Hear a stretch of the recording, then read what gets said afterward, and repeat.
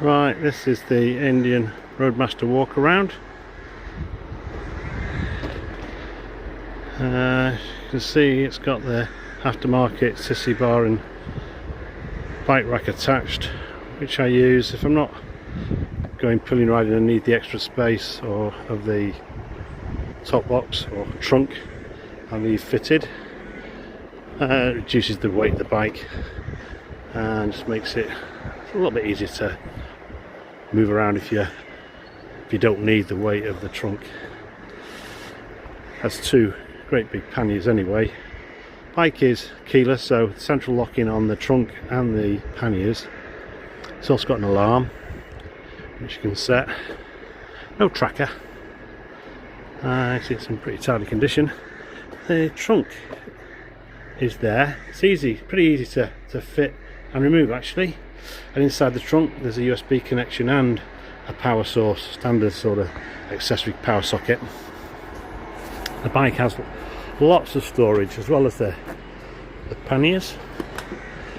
Okay, and these are pretty easy to remove just using these two clips to take the panniers off. And with the panniers off you can then remove the trunk or the bike rack.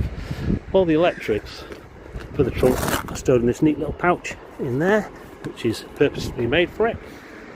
And you've also got little stowage areas on either side and an area here which also has a USB port.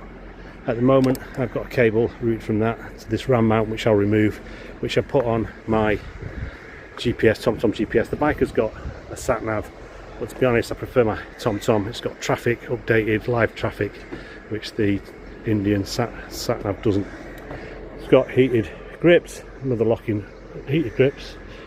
button there, and the seat front and back is heated using these switches, two settings, high and low. As I said, the bike is keyless, so if you've got the fob on you, the bike will start. If you haven't got the fob on you, you need to input a pin code using this switch, and it starts a four pin switch, which starts with the first going left. So if the first number was say 1, you'd go 1 that way. If the first number was 2, you go 1 2 that way, and then the second digit is this way. Unfortunately, the pin is set at my birthday, which is 1959, so it's 1, then 9 that way, then 5 that way, then 9 that way. Anyway, most of the time you just use the fob.